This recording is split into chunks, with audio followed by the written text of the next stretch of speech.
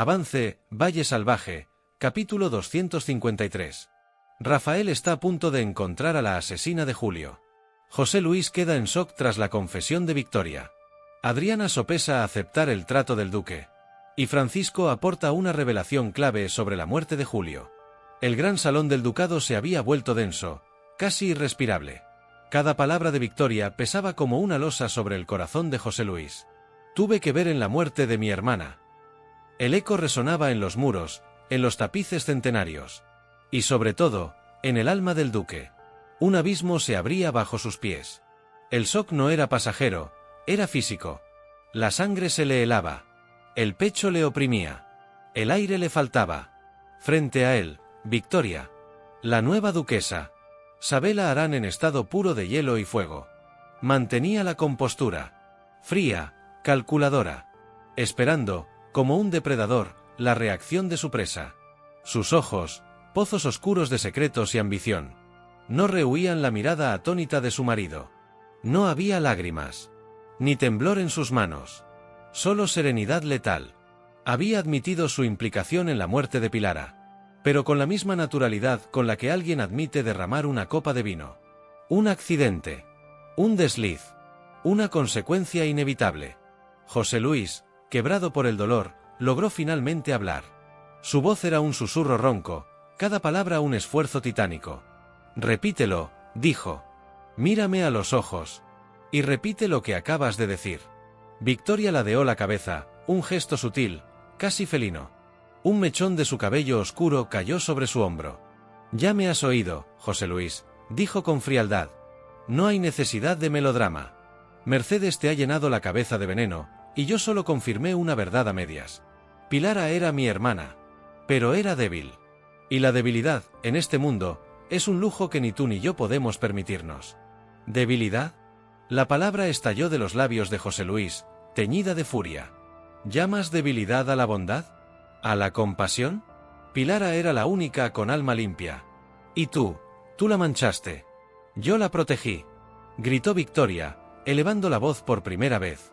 La protegí de su propia ingenuidad. Y me protegí a mí. A nosotros. A este ducado que tanto te ha costado mantener. El intercambio de palabras era un duelo de dagas invisibles. Cada frase cortaba, cada silencio pesaba. José Luis estaba atrapado, paralizado por la revelación inicial. No podía avanzar. Ni retroceder. El abismo entre ellos se hacía cada vez más profundo. Pero la noche era larga. Y la verdad, como un río subterráneo, siempre busca salir a la superficie. El capítulo 253, marcado para el viernes, 12 de septiembre, prometía ser la crecida de ese río. Una inundación que arrasaría con los cimientos de Valle Salvaje. El amanecer del viernes no trajo luz. Una pátina gris se adhirió a los cristales como presagio. Dentro del ducado, el silencio de la noche fermentaba, convirtiéndose en tensión palpable. José Luis no había dormido. Había pasado la noche en su despacho, con una copa de brandy intacta sobre la mesa, mientras su mente reproducía en bucle la confesión de Victoria. No era suficiente. Saber que tuvo que ver era como saber que la serpiente estaba en el jardín. Pero no saber dónde ni cuán venenosa era. Necesitaba la verdad completa, con todos sus detalles sórdidos y aterradores. La encontró en el salón, junto a la chimenea apagada, contemplando las cenizas frías. Victoria vestía con impecable elegancia, como si la noche anterior no hubiera sido más que un mal sueño. No hemos terminado de hablar, dijo él, su voz grave resonando en la quietud de la mañana. Victoria se giró lentamente. Sin sorpresa. Sus ojos lo evaluaban, fríos, impenetrables. Creí que había sido suficientemente clara. Fuiste evasiva. Usaste las palabras como un escudo. Quiero saberlo todo, Victoria. Desde el principio. ¿Por qué? ¿Qué descubrió Pilara que la sentenció a muerte? Una sonrisa amarga se dibujó en los labios de Victoria. Casi imperceptible. Se acercó al aparador, sirviéndose una copa de agua con mano firme. El gesto era deliberadamente mundano. Una forma de robarle dramatismo al momento. Siempre tan directo, querido, tan predecible. Bebió un sorbo de agua, sus ojos fijos en el por encima del vaso. Muy bien. ¿Quieres la verdad? Te daré la verdad. Pero no esperes que te guste. Entonces comenzó la narración. Victoria, con una frialdad que helaba los huesos, explicó cómo Pilara, mientras ordenaba viejos documentos de su padre, había encontrado algo que nunca debió ver. Un testamento olvidado. O más bien, ocultado. Un documento que cambiaba la historia de Valle Salvaje de raíz. Las tierras, dijo Victoria, su voz un murmullo venenoso. Estas mismas tierras sobre las que se asienta nuestro poder, nuestro nombre, nuestro ducado. Nunca nos pertenecieron del todo. José Luis frunció el ceño. ¿De qué estás hablando? El ducado ha pertenecido a mi familia por generaciones. Tu familia lo ostentaba, sí. Pero el corazón del valle. Las parcelas más fértiles, las que aseguran la riqueza de todo lo demás, pertenecían a otro. Un hombre al que tu familia y la mía despojaron. Un hombre llamado Evaristo. El nombre cayó en la habitación como una piedra en un estanque. Evaristo. El duque sintió que el suelo volvía a tambalearse. La revelación era monstruosa, un terremoto que no solo sacudía su presente, sino que agrietaba todo su pasado. El legado de sus antepasados, la legitimidad de su título. Pilara lo descubrió, continuó Victoria, saboreando el impacto de sus palabras. Encontró las escrituras originales, el testamento de Evaristo. Iba a contarlo todo. Iba a ir con la verdad a esa muchacha, a Adriana. Quería restituir el honor, decía. Imagínatelo. Victoria soltó una risa seca, sin alegría. Iba a entregarle en bandeja de plata el poder para destruirnos. Para reclamar lo que era suyo y dejarnos en la ruina. Iba a desatar un escándalo que nos habría arrastrado a todos por el fango. José Luis la miraba, pero ya no veía a su esposa. Veía a una extraña. Una criatura forjada en la ambición más despiadada. Y por eso, no se atrevía a formular la pregunta completa. Por eso tuve que intervenir, concluyó ella, su voz endureciéndose. Tuve que tomar una decisión difícil por el bien de la familia. Por tu bien. Pilara no entendía de sacrificios. Vivía en un mundo de cuentos de hadas. Yo tuve que enseñarle, de la forma más cruel, cómo funciona el mundo real. La conmoción de José Luis era un océano. Se sentía ahogar en la inmensidad de aquella maldad. Pero aún quedaba la pregunta final, la más terrible de todas. Se acercó a ella, su sombra cubriéndola, su voz un trueno contenido. Eso no responde a mi pregunta, Victoria. Me has dicho el por qué. Ahora dime el cómo. Quiero oírlo de tus labios. ¿Fuiste tú? ¿Fuiste tú quien mató a tu propia hermana? La tensión se cortaba con un cuchillo.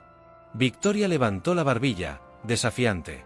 El duelo de voluntades estaba en su punto álgido. El duque, el hombre que lo había perdido casi todo, insistía en conocer la verdad absoluta, sin importar cuán destructora pudiera ser. Y Victoria, la mujer que había sacrificado su propia sangre en el altar de su ambición, debía decidir si confesar el asesinato, o seguir ocultándose tras el velo del eufemismo. El destino de su matrimonio, y quizás de su propia libertad, pendía de la respuesta que daría a continuación. Mientras tanto, en otra parte del valle, la intriga tejía sus hilos con una seda más sutil, pero no menos letal.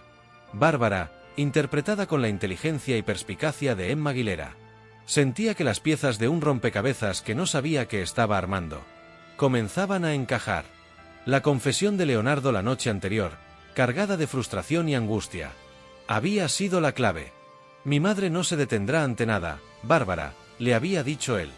Su rostro joven, normalmente sereno, contraído por la preocupación. Está obsesionada con que me case con Irene. Cree que es la esposa perfecta, la nuera ideal, la que le dará el prestigio que anhela. No ve nada más. En ese momento, Bárbara le había ofrecido consuelo. Pero en su mente, las palabras de Leonardo habían encendido una mecha. Irene. La dulce, la complaciente, la siempre sonriente Irene. La que trataba a Amanda, la madre de Leonardo, con una devoción casi filial. La que parecía el epítome de la virtud y la modestia. Ahora, mientras caminaba por los jardines de la casa grande, Bárbara repasaba cada interacción, cada mirada, cada gesto. Y lo veía todo con una claridad deslumbrante. No era Amanda la única que estaba jugando una partida. Irene era una maestra de la manipulación. Había construido un personaje, el de la esposa perfecta. Y se lo había vendido a Amanda con una habilidad consumada. Pero su objetivo no era el prestigio, ni el matrimonio en sí mismo. Su objetivo era Leonardo. La revelación golpeó a Bárbara con la fuerza de una certeza absoluta. Irene estaba enamorada de Leonardo. Un amor no correspondido, obsesivo, que la había llevado a tejer una red de engaños para atraparlo. Se había ganado a la madre para asegurarse al hijo. Era una estrategia brillante y perversa. Leonardo, un joven atrapado entre el deber y el deseo, no tardó en percibir el cambio en la atmósfera. Quizás fue una mirada de Bárbara, una palabra de advertencia, o simplemente su propia intuición alertada. Fuera como fuese, decidió que no podía seguir siendo un peón en el juego de su madre y de Irene. Tenía que poner las cartas sobre la mesa. La encontró cerca de los establos, supervisando el cuidado de uno de los caballos. La luz del sol se enredaba en su cabello, y su sonrisa, al verle, fue tan radiante y ensayada como siempre. Leonardo, qué sorpresa tan agradable. Pero Leonardo no estaba para formalidades. Se detuvo frente a ella, los brazos cruzados, la expresión seria. Irene, tenemos que hablar. La sonrisa de ella vaciló. ¿Ocurre algo? Pareces preocupado. Ocurre que estoy harto de juegos, dijo él, su voz firme. Harto de que mi madre planee mi vida, y harto de que tú formes parte de ese plan. Irene adoptó una expresión de inocencia herida. ¿Mi parte del plan? Leonardo, yo solo le tengo un gran aprecio a tu madre, y a ti, por supuesto. Si ella cree que seríamos un buen matrimonio. Basta. La interrumpió él, su paciencia agotada. Deja de fingir. Sé perfectamente lo que estás haciendo. Crees que si te ganas a mi madre, me tendrás a mí. Crees que si te presentas como la nuera ideal, no tendré más remedio que aceptar. Pero te equivocas. Irene retrocedió un paso, como si la hubieran abofeteado. El color desapareció de sus mejillas. La máscara de la chica dulce y sumisa se resquebrajó, revelando un atisbo de desesperación. No, no sé de qué me hablas. Yo nunca. ¿Nunca qué, Irene? Le cortó Leonardo. ¿Nunca has fingido? ¿Nunca has manipulado a mi madre para que me presione? Se acercó, bajando la voz hasta convertirla en un siseo intenso. Escúchame bien, porque no voy a repetirlo. No voy a casarme contigo. No siento nada por ti, más allá de la cordialidad que se le debe a una conocida. Y si sigues con esta farsa, la única que saldrá herida serás tú. Así que, por tu propio bien, detente. La confrontación fue brutal, directa, sin escapatoria. Leonardo, empujado al límite, había puesto a Irene contra las cuerdas, despojándola de su principal arma, el engaño. Pero lo que no esperaba era la reacción de ella. Las lágrimas brotaron de sus ojos. Lágrimas reales, ardientes, de humillación y de un dolor genuino. ¿No sientes nada por mí? Sollozó, su voz rota. ¿Después de todo este tiempo? ¿Después de todo lo que he hecho? ¿Qué has hecho, Irene? Le cortó Leonardo. ¿Engañar a una mujer vulnerable? Lo he hecho por ti, gritó ella, y su grito era el de un corazón que se rompía. Todo lo he hecho por ti. ¿No lo ves? Estoy enamorada de ti, Leonardo. Te amo desde el primer día que te vi. Y si he tenido que acercarme a tu madre, si he tenido que fingir ser quien no soy, ha sido porque no sabía de qué otra forma llegar a tu corazón. La confesión, arrancada a la fuerza, flotó entre ellos, cargada de una sinceridad patética y terrible. Leonardo se quedó sin palabras. Había ido a desenmascarar a una manipuladora, pero se había encontrado con una mujer enamorada y desesperada. La situación, lejos de resolverse, se había vuelto infinitamente más complicada y peligrosa. Irene, con su amor obsesivo ahora al descubierto, era más impredecible que nunca. Lejos de estas tormentas pasionales, en la casa grande, una melancolía más silenciosa se había instalado en el corazón de Isabel y Atanasio. La fuente de su preocupación era Martín. El joven, interpretado por la intensidad contenida de Marcos Orengo, se movía por la casa como un fantasma. Sus risas, antes frecuentes, se habían extinguido.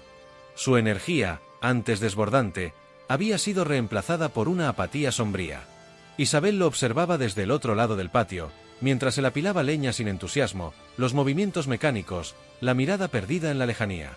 Se acercó a su marido, Atanasio, que leía el periódico en el porche, aunque sus ojos no pasaban realmente por las letras.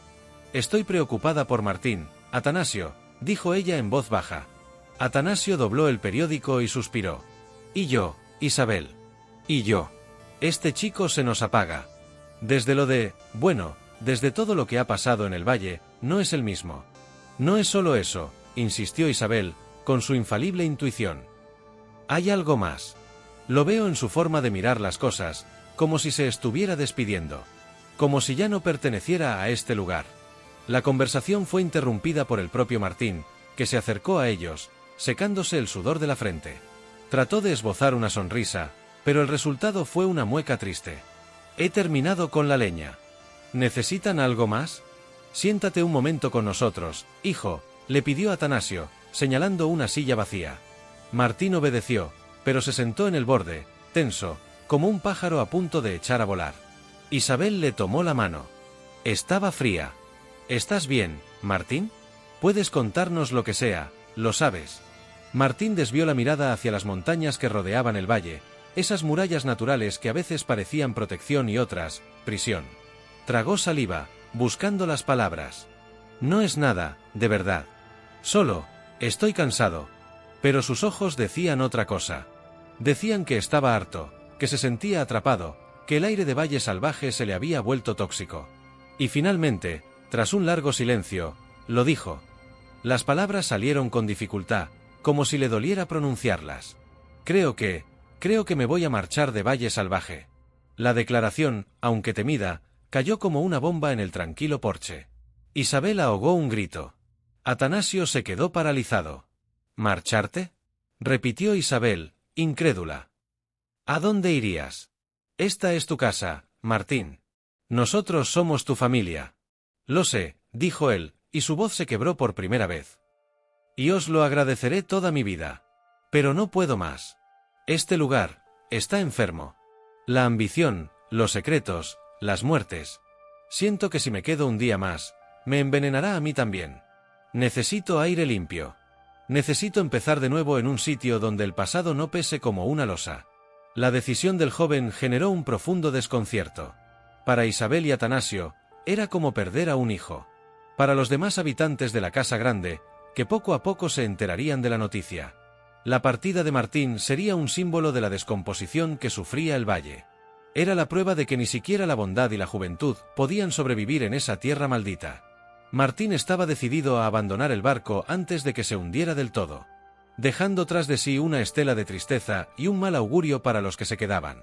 En medio de este torbellino de emociones, Adriana se enfrentaba a su propio dilema. Sostenía en sus manos el documento que le había entregado José Luis. El acuerdo. Un pacto con el diablo que le ofrecía una salida, pero a un precio que no estaba segura de querer pagar. Las palabras del duque resonaban en su cabeza. Una parte de las tierras, una suma de dinero considerable, el fin de las hostilidades. A cambio, su silencio. Su renuncia a cualquier reclamación futura. Su bendición a un ducado construido sobre los cimientos de una mentira. Angustiada, buscó el consejo de las dos mujeres en las que más confiaba, Bárbara y Mercedes. Primero habló con Bárbara, su amiga, su ancla a la realidad. Se encontraron en la biblioteca, el olor a papel viejo y cuero envolviéndolas. Adriana le explicó los términos del acuerdo, su voz temblando ligeramente. ¿Qué harías tú en mi lugar? Bárbara leyó el documento con concentración feroz. Sus ojos agudos no perdieron ni un solo detalle, ni una sola cláusula. Cuando terminó, lo dejó sobre la mesa con un golpe seco. Es una trampa, dijo, sin rodeos. ¿Una trampa? Repitió Adriana, sorprendida. Parece generoso. Me devuelve parte de lo que era de mi padre. Me da seguridad económica. Te da migajas, Adriana, replicó Bárbara, con tono apasionado. Para que renuncies al pan entero. ¿No lo ves? Te está comprando. Está poniendo precio a tu silencio. Si aceptas esto, renuncias para siempre a la verdad. Renuncias a hacer justicia por tu padre. José Luis no es un hombre generoso, es un estratega. Te ofrece esto ahora porque tiene miedo. Sabe que tienes el poder de destruirle, y quiere neutralizarte antes de que te des cuenta de la fuerza que posees. Pero, Bárbara, ¿y si no tengo esa fuerza? ¿Y si luchar contra él solo me trae más dolor y más pérdidas? Estoy cansada de luchar. Luchar es lo único que nos queda, insistió Bárbara, tomándole las manos. Si aceptas este trato, le estarás dando la victoria. Estarás validando todo lo que hicieron. Piensa en tu padre. ¿Es esto lo que él querría? ¿Que aceptaras una limosna de los hombres que le robaron su legado? Las palabras de Bárbara, lógicas y feroces, calaron hondo en Adriana. Su corazón se llenó de dudas, pero también de un renovado espíritu de lucha. Sin embargo, la confusión era demasiado grande. Necesitaba otra perspectiva. Por la tarde, buscó a Mercedes, la mujer que había sido como una madre para ella, cuyo consejo venía siempre del corazón. La encontraron paseando cerca del río. El murmullo del agua acompañaba sus palabras, suave, constante. Adriana le contó todo, le mostró el documento, le explicó la encrucijada. Los ojos de Mercedes, llenos de una sabiduría forjada en el sufrimiento, se llenaron de tristeza. «Ay, mi niña», suspiró, acariciándole la mejilla. «Ojalá pudiera darte una respuesta fácil. Bárbara dice que es una trampa, que debo luchar. Bárbara es joven y valiente. Y tiene razón en muchas cosas», dijo Mercedes con suavidad. «Pero ella no ha visto lo que yo he visto. No sabe hasta dónde puede llegar la maldad de esa familia. Luchar contra el duque es como intentar detener una avalancha con las manos.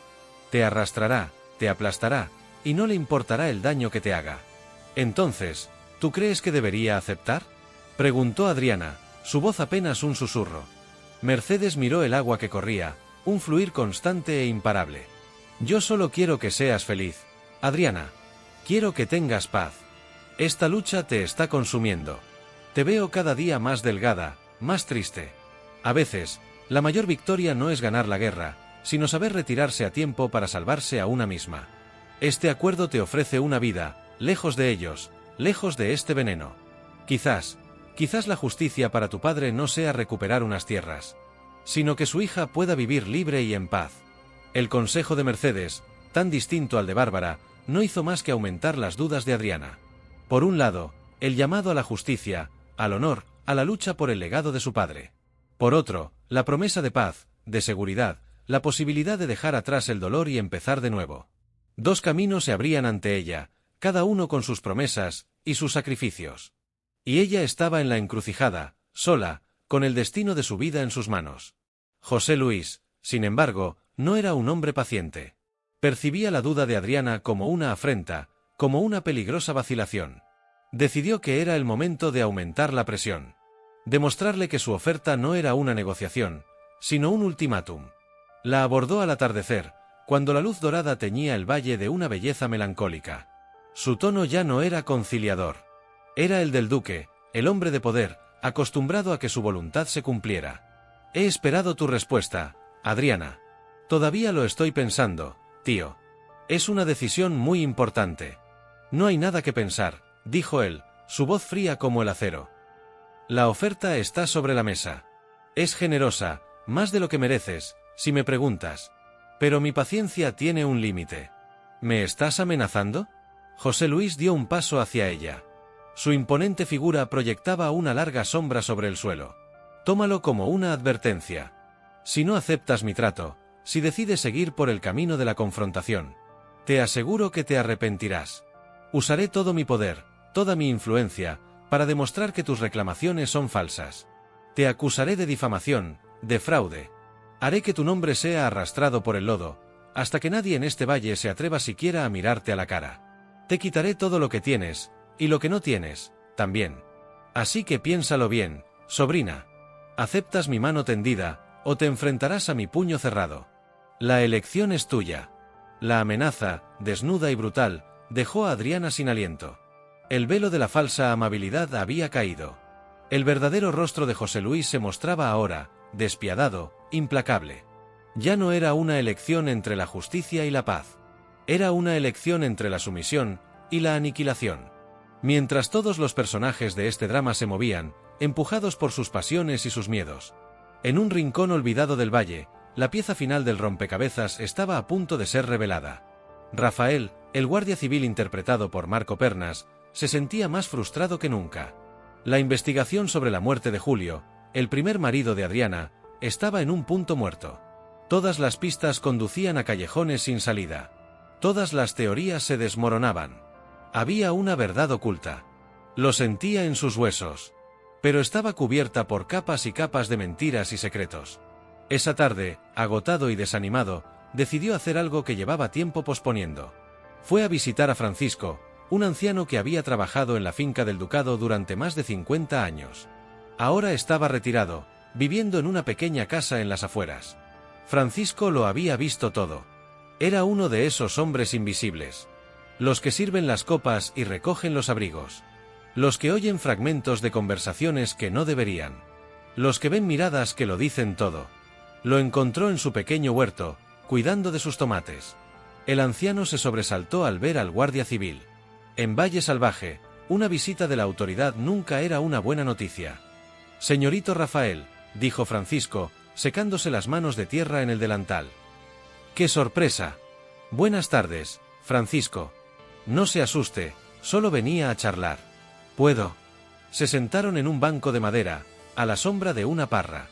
Rafael no fue directo. Habló del huerto, del clima, de los viejos tiempos. Dejó que el anciano se relajara, que su recelo inicial se disipara. Y entonces, con cuidado, lo llevó a aquel día oscuro. El día en que murió Julio. «Francisco, usted estaba allí ese día, ¿verdad?». «En la casa». El hombre asintió, su rostro arrugado lleno de congoja. «Sí, señorito. Yo estaba en la cocina, un día terrible. Terrible. El señorito Julio, tan joven». «Lo sé», dijo Rafael, haciendo una pausa. «He revisado las declaraciones de todos. Una y otra vez. Hay algo que no encaja. Algo relacionado con la merienda que tomó Julio. El té, las pastas». Según el informe, lo sirvió una de las doncellas más jóvenes. ¿La recuerda? Francisco guardó silencio. Su mirada se perdió en el horizonte. Sus manos, nudosas y manchadas de tierra, comenzaron a temblar ligeramente. «Francisco», insistió Rafael con suavidad. «Sé que tiene miedo. En este valle, todos tienen miedo de alguien. Pero un buen hombre murió. Y yo le prometí que encontraría la verdad. Si sabe algo, aunque parezca insignificante». El anciano tragó saliva. Miró a un lado y a otro, como si las parras tuvieran oídos.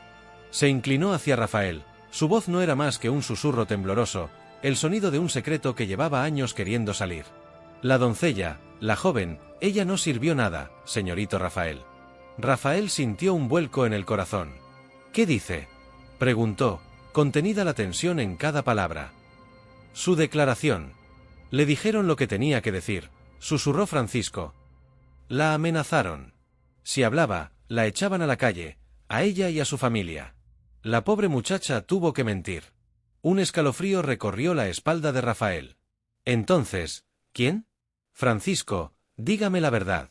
¿Quién sirvió la merienda, la tarde en que murió Julio?». El anciano cerró los ojos, como si recordar la escena le causara un dolor físico. El nombre que estaba a punto de pronunciar era un nombre poderoso. Un nombre capaz de destruirlo todo. Pero la mirada honesta de Rafael, su búsqueda incansable de justicia, le dio el valor que le había faltado durante años. Abrió los ojos. Y en ellos había una resolución firme. No fue la doncella. La merienda de esa tarde, el té que bebió el señorito Julio antes de morir. Quien la sirvió fue ella. La persona que realmente sirvió la merienda fue la duquesa Victoria. La confesión de Francisco explotó en el aire tranquilo de la tarde. El nombre, pesado, mortal, llenó el valle de un silencio helado. Victoria. La misma mujer que había intentado manipular a Rafael para que mediara con Adriana. La misma mujer que acababa de admitir su implicación en la muerte de su propia hermana. La misma mujer que, ahora, quedaba directamente conectada con la muerte de Julio. Para Rafael, fue como si un relámpago iluminara de golpe todo el oscuro paisaje de la investigación. Las piezas encajaron con una violencia brutal. No eran dos muertes separadas. Eran dos eslabones de la misma cadena de ambición despiadada. Julio, como Pilara, debió de haber descubierto algo. Algo que lo sentenció a muerte. Y Victoria, la viuda negra en el corazón del ducado, había sido la ejecutora. Se levantó, su mente trabajando a una velocidad febril. Le dio las gracias a Francisco, prometiéndole protección. Y mientras se alejaba a toda prisa, con el corazón martilleándole en el pecho, solo tenía un pensamiento. Había encontrado a la asesina. Y ahora, el juego había cambiado para siempre. La revelación de Francisco no era solo una clave. Era la llave que abriría todas las puertas. que desenterraría todos los cadáveres. Y que, finalmente, podría hacer que la verdad, por terrible que fuera, saliera a la luz en Valle Salvaje. El capítulo 253 no terminaba con una pregunta.